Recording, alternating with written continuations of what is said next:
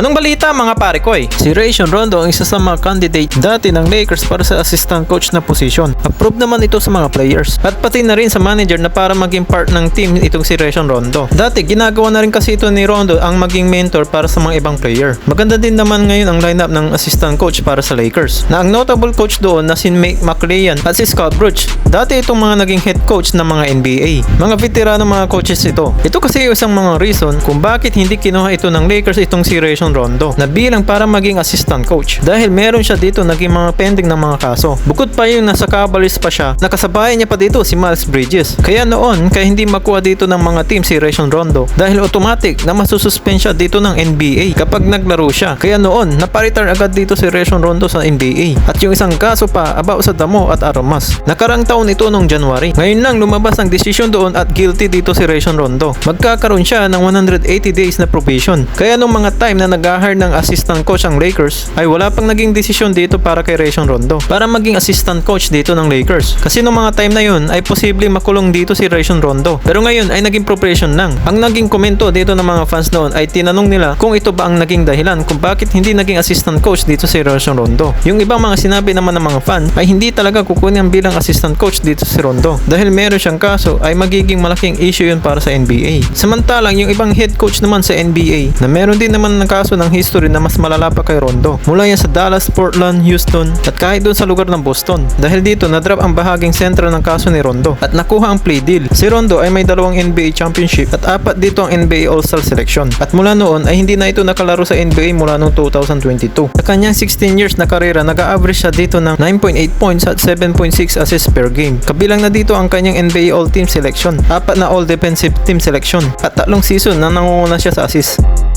Samantala, dadako naman tayo sa susunod na pag-uusapan. Dahil nung mga nakaraan, hindi talaga interesado ang Lakers dito kay Kyrie sa kanyang free agency. Kaso nga, nung naging after performance ni D'Angelo at ni Austin Reeves sa naging laban nila sa Denver Nuggets, dahil hindi lang 1 at 2 taon pa yan ng playoffs, ay madaling winalis lang dito. Dahil dyan, merong isang lumabas dito na website. Hindi ito isang report, kundi ito ay isang prediction na ang sinasabi dito na ang Mavericks ay nakarating dito ng NBA Finals itong taon at dinagdag pa dito si Klay Thompson. Kapag nabigo dito ang Dallas Mavericks, ay hindi magdadalawang isip na lumipat dito si Kyrie Irving. Maaari siyang lumipat sa Lakers at hahabulin niya ang championship kasama si LeBron bago mag-retire. Matagal na rin kasi itong hinihintay ni LeBron at ang mga NBA fans. Kung magtatagal pa si LeBron sa NBA, posible din naman niya ulit makasama dito si Kyrie Irving at maaari nilang magawa yung ginagawa nila noon sa Cavaliers. Hindi rin naman kasi ito malabong mangyari ito pagdating ng panahon. Dahil ngayon, laging ginahabol ngayon ni Kyrie ang kampeonato. Kaya siya kasi umalis noon ng Cavaliers dahil ang kagustuhan niya dito ang maging first option sa kuponan. Pero ngayon, tinanggap niya na kahit na siya ay second option. Kaya rin siya napalipat ng Mavericks kahit na nando si Luka dahil alam niya na hindi niya kayang buhati ng isang team na mag-isa.